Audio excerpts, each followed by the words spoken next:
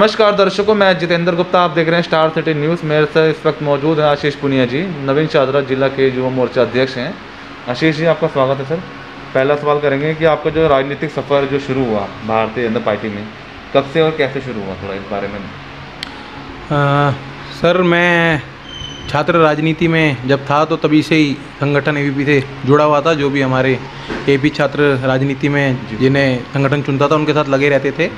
और उसके बाद धीरे धीरे समिति स्तर पर कार्य करा, फिर मंडल स्तर पर कार्य करा। और जब मोदी जी 2014 से आए उसके बाद सक्रिय रूप से नीतियों को देखते हुए हमने पार्टी में काम करा। और धीरे धीरे इनके बाद मंडल में उपाध्यक्ष की जिम्मेदारी फिर मिली, मंडल अध्यक्ष की जिम्मेदारी मिली और आज वर्तमान में जिला अध्यक्ष युवा मोर्चा की जिम्मेदारी। जैसे नवीन शाहदरा युवा के अध्यक्ष हैं सर, जिसमें आपकी 5 विधानसभा हुई। हाँ जी सर। तो कैसे आप अपने संगठन को, युवाओं को प्रेरित कैसे कर रहे हैं, थोड़ा इस बारे में बताइए। हमारे ज़िले में 5 विधानसभाएं आती हैं उसमें, और हमारे जो नरेंद्र मोदी जी देश हित में, राष्ट्र हित में जो काम कर रहे हैं, जब से मोदी जी आए हैं तो लोग देश की बातें करने लगे हैं।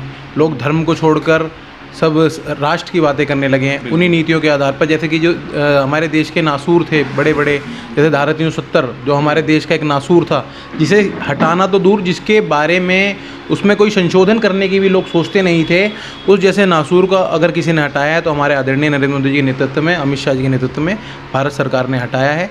तो इसी प्रकार की जो उनकी नीतियाँ हैं, जैसे हमारे ट्रिपल तलाक हो गया, जो मुस्लिम महिलाओं के साथ शोषण होता था, आप खाली किसी को व्हाट्सएप के माध्यम से तलाक लिख दीजिए, आप गुस्से में किसी तलाक लिख दीजिए, फिर एक बड़ा ही अमानवीय चेहरा जो इनके में लाला कहा जाता है, उससे वो बेचारी बहन, वो माँ उस पीड़ा से गुजरने के बाद वो दोबारा उसके पास आ पाती थी। तो इनसे अगर किसी ने मुक्ति दिलाई है तो हमारे नरेंद्र मोदी जी ने, भारतीय जनता पार्टी की सरकार ने। ऐसी जो हमारी नीतियाँ हैं उन युवाओं को देखते हैं। युवाओं के लिए जो हमारा स्किल इंडिया है, स्टार्टअप इंडिया है, ये योजनाएं मोदी जी द्वारा हैं, इनको हम ज़मीनी स्तर पर जाने की कोशिश करते हैं। जो आप देख रहे होगे कोरोना काल में, आप देख ही रहे हो कि पूरे संसार में महामारी मची हुई है। इसमें भी हमारे आदरणीय मोदी जी जनता पर कोई अन्यथा वजन ना डालते हुए, जो गरीब हैं, जो हमारे गरीब हैं लोग, क्योंकि आपको पता है कि हमारे देश में आबादी कम से कम अभी बहुत स्तर कम है लोगों का, इसलिए गरीब कल्याण योजना के तहत उन्हें नवंबर तक राशन फ्री दिया जा रहा है केंद्र सरकार के माध्यम से। और vaccination all over India free दी जा रही है। आप कहीं भी पता कीजिए, किसी भी देश में वैक्सीन फ्री नहीं है, मगर ये भारत सरकार है, भारत के जो नेतृत्व है नरेंद्र मोदी जी आदरणीय के नेतृत्व के अनुसार हम सबको कोविड फ्री दे रहे हैं। तो इसी प्रकार हम जो नीतियां हैं, सरकार की नीतियां हैं, जो योजना है, जो एक विज़न है कि ये देश, मोदी जी अपने हर किसी भाषण में कहते हैं कि ये युवाओं का देश है, क्योंकि हमारे देश में जो 65% वर्ग है वो 35 से नीचे है, इसलिए हमारे देश को युवाओं का देश पूरे विश्व में कहा जाता है। तो उनकी जो उम्मीदें हैं वो युवाओं से, इसी कारण हम ज़्यादा से ज़्यादा युवाओं को कैसे देश हित में कार्य करें, कैसे वो अपने जिस भी फील्ड में वो हैं उस फील्ड में रहते हुए भी वो किस प्रकार देश में अपना योगदान दे सकते हैं, देश निर्माण में, नए भारत के निर्माण में अपना योगदान दे सकते हैं, उसके लिए हम लोगों को प्रेरित करते हैं। तो सर, कोरोना काल में भी आपको कोई मदद रही है समाज के बीच में? कोरोना काल में जैसा कि आपको पता ही है कि पूरी दिल्ली में एक हाहाकार का विषय था। उस समय जिला नवीन शाहदरा युवा मोर्चा ने एक मोदी कोरोना पीड़ित के नाम से रसोई चालू करी थी, जिसको हमने 21 अप्रैल से, जब महामारी पूरे अपने जोरों पे थी, 21 अप्रैल से और लगभग हमने पूरे मई उसे चलाया और हमने 7 या 8 जून को उसका सत्यापन करा था। तो उसमें हम जितने भी पीड़ित परिवार हमारे ज़िले के अंदर आते थे, हमने उन्हें नोटिफाइड किया, बाकायदा एक एडवर्टाइजमेंट बनाया कि कोरोना पीड़ित परिवारों से हमें जोड़ें। और जितने भी हमारे ज़िले के कार्यकर्ता हैं, जो हमारे संगठन के लोग हैं या जो RWO के लोग हैं, जो सामाजिक लोग हैं, उन्होंने हमें बताया, हमने एक लिस्ट बनाई, बाकायदा जो कोरोना पीड़ित परिवार हैं उनके घर पे सुबह और शाम का भोजन हमारे रसोई के माध्यम से बनाया जाता था। और जितने भी अस्पतालों में जो बेचारे, क्योंकि उस समय ऐसा था, वो इतना पीड़ित समय था कि आंखों में जिसकी तरफ देखो तो उसकी आंखों में कहीं ना कहीं आंसू थे, वो बेचारा असहाय था। क्योंकि हमने भी बहुत करीब से देखा है, हम अस्पतालों में जाते थे, लोगों को बेड नहीं मिल पा रहे हैं, बेड तो बहुत दूर की बात है, लोगों को ऑक्सीजन तक नहीं मिल पा रही है। लोगों को जिसके पास ऑक्सीजन नहीं है उसे खाना बनाने खाने का होश ही नहीं होता था। तो उनके बेचारों की जितनी हम सहायता कर पा सकते थे, तो हम वहाँ पे अस्पतालों के अंदर जाके भी, मैं अपनी कुछ टीम के लोगों का भी नाम लेना चाहूँगा अगर आप मेरे से पूछ रहे हैं तो, उसमें राहुल राजपूत, विनोद पहलवान और सूरज शुक्ला, राजेश यादव जी, बहुत सारे लोग थे जो उस समय अस्पतालों में जा रहे थे। जब लोग अपने घर का गेट खोल के बाहर नहीं झांकना चाह रहे थे, तो हम सब ने अस्पतालों में जाकर उनके जो परिवार वाले लोग थे, जो वहाँ बेचारे असहाय बैठ रहे थे, तो उन्हें खाना भी खिलाया, किसी ने खाया, किसी रोया। तो तब ये दिख रहा था। और उस समय आप देख रहे हो, मैं अरविंद केजरीवाल ने जिस तरीके से मुंह मोड़ लिया था जनता से, तो वो बहुत ही अमानवीय चेहरा है। जनता ने आपको चुना और इतने बड़े मार्जिन से चुना, तो आपके दायित्व जिम्मेदारियां बढ़ जाती हैं। मगर उनका प्रचार, जैसे आप आज भी देखेंगे, मैंने एक छोटी सी वीडियो बनाई हुई थी इसके आधार पर कि अभी मैंने अपनी सेकंड डोज ली है परसों कोविड की। तो ये सबको पता है, ऑल ओवर इंडिया दे रहे हैं मोदी जी। मोदी जी की सरकार all over India COVID free दे रही है, छुपा नहीं है किसी से।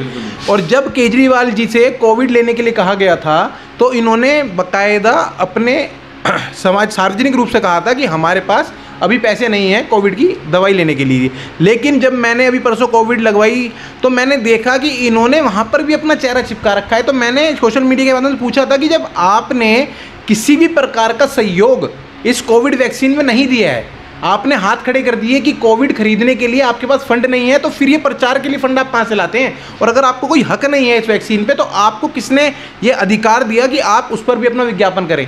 तो मैं बड़ा ही আহিत हुआ कि मैंने कहा इतनी घटिया और इतनी निचली स्तर की राजनीति कोई कर सकता है तो अरविंद केजरीवाल जी कर सकते हैं।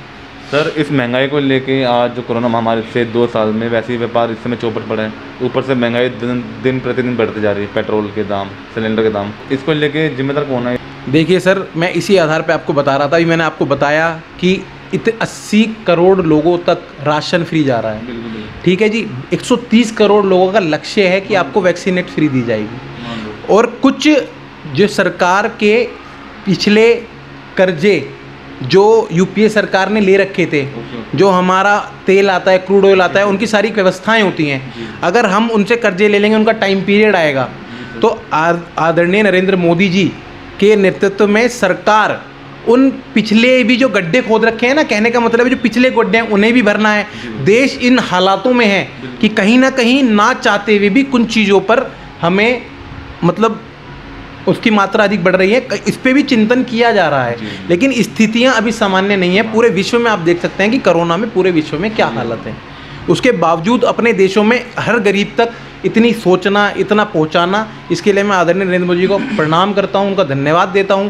क्योंकि आप देखिए ना जी, कितने लोग हैं जो अपने राशन भी नहीं ले सकते, लेकिन उन पे सरकार राशन कार्ड के माध्यम से उन्हें अपने अपने राशन दिलवा रही है। सर, मिशन 2022 एमसीडी चुनाव को लेकर बात कर लेते हैं। 15 साल से एमसीडी आपकी सरकार है दिल्ली में। आने वाले 22 में इस बार क्या रुझान देखने को मिल रहा है? आने वाले 22 का रुझान आप देखिए ही मत, पिछले 10 दिन का आप रुझान दिल्ली सरकार का देख लीजिए। जो दिल्ली सरकार बड़े बड़े वादे करती है, लंदन, पेरिस, टोक्यो के, उन्होंने वेनिस बना दिया है पूरी दिल्ली को, और दिल्ली बहुत अच्छे से देख रही है। दिल्ली ने जो ह्यूमन राइट्स हुए थे, दंगे हुए थे, वो भी देखा कि दंगों में कौन निकल कर आया, किस पार्टी का पार्षद निकल के आया जो पूरा माइंड गेम कर रहे थे। दिल्ली ने ये भी देखा कि कोरोना काल में जो बार बार आकर भाषण देते थे, जो आकर कहते थे, कोरोना काल के पीरियड की बात मैं आपको बता रहा हूँ कि जब 21 अप्रैल को उन्होंने कहा था कि अगले 1 महीने के अंदर 10 ऑक्सीजन प्लांट लग जाएंगे, और जब 27 मई को कोई ऑक्सीजन प्लांट नहीं लगा, तो उन्होंने दोबारा घोषणाएं कर दी कि अगले 2 महीने में हम 60 प्लांट लगा देंगे ऑक्सीजन के। लगातार घोषणाएं, मगर काम नहीं। और जो जिसका घर का गया है ना भाई साहब, हमारी गली में से 3 आदमी चले गए हमारे। ऐसा मुझे नहीं लगता कि इस कोरोना काल में कोई भी रहा होगा जिसका कोई परिचित, किसी का कोई यार, किसी को गली का प्राणी ना गया हो। तो उन्होंने बहुत पास से देखा है कि जब दिल्ली त्राहिमाम हो रही थी, जब रो रही थी, तो अरविंद केजरीवाल जी स्वयं, उनका कोई मंत्री, उनका कोई विधायक कहीं सड़कों पर नहीं था, उनका कोई कार्यकर्ता सड़कों पर नहीं था। आप सोशल मीडिया के माध्यम से चाहे मेरे पे से देख लीजिए, नहीं तो मैं आपको शेयर कर दूंगा, आपके चैनल में शेयर कर दूंगा कि भारतीय जनता पार्टी का कार्यकर्ता ज़मीन पर था।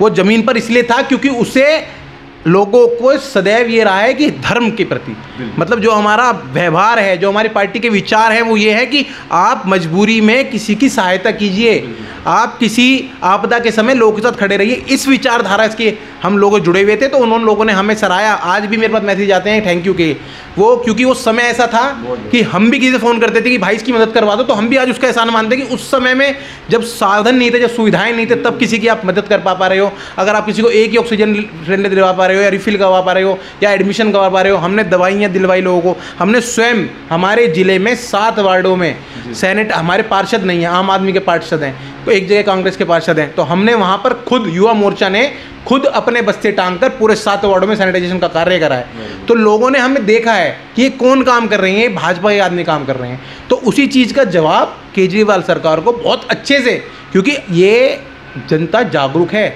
इन्होंने पहले जब इनकी 68 सीटें आई थी, 67 सीटें आई थी, तो इन्होंने कहा था मोदी जी काम नहीं करने दे रहे, मोदी जी काम नहीं करने दे रहे। लेकिन जैसे ही चुनावी वर्ष आया, तो 6 महीने पहले आपने नोटिस करा होगा, हर चौराहे पर गड्ढे खुद गए, बसों में मार्शल रख गए, हर जगह सब कुछ हो गया और उसके बाद कोई नई व्यवस्था नहीं आई। 2014 से लेकर आज तक दिल्ली में एक नई बस नहीं खरीदी गई। आप ट्रांसपोर्ट सिस्टम की व्यवस्था करते हैं, 6000 बसों की ज़रूरत है टीटीसी को, लेकिन एक नई बस नहीं है। आपकी जब बसें सारी खत्म हो जाती है, उनका जब टाइम पीरियड खत्म हो जाता है, तो आप सरकार में रहते हुए 3 साल उनके बढ़ा देते हैं, उनकी फिटनेस को बढ़ा देते हैं। अगर उस खराब बस की जिसकी फिटनेस 10 साल जा चुकी है, उसमें अगर किसी की ज़िंदगी, अगर बस में कोई दुर्घटना हो जाए तो उसके जिम्मेदार कौन है? तो ये सब चीज़ें दिल्ली की जनता देख रही है। जल बोर्ड के क्या हालात हैं वो आप पूरी दिल्ली में देखिए ना, लोगों को पीने को पानी नहीं है। टैंकर माफिया बन चुके हैं दिल्ली में, जहाँ पर टैंकर माफिया पैसा जा रहा है वहाँ पर टैंकर आ रहे हैं। आपने पीछे देखी होंगी कितनी वीडियो वायरल हैं। तो ये सब जनता देख रही है, इसका जवाब केजरीवाल जी को 2022 में जनता अच्छे से देगी, ये आप देखिएगा। फिर एक सवाल हो रहा है, अगर आपको पार्टी मैदान में उतारती है सुभाष मल्ल वार्ड से, तो आप आगे कोई चुनाव की कोई इच्छा रखते हैं? मेरी फ़िलहाल संगठन में कार्य करने की इच्छा है। मुझे पार्टी ने एक बहुत बड़ा दायित्व दिया है, जिला नवीन शाहदरा में युवा मोर्चा का पद दिया है, जिसे मैं सुचारू रूप से चलाना चाहता हूं, और बाकी संगठन जैसा तय करेगा उस पर हम हाथ जोड़ के हमें स्वागत है, यही मेरा आपसे आग्रह है।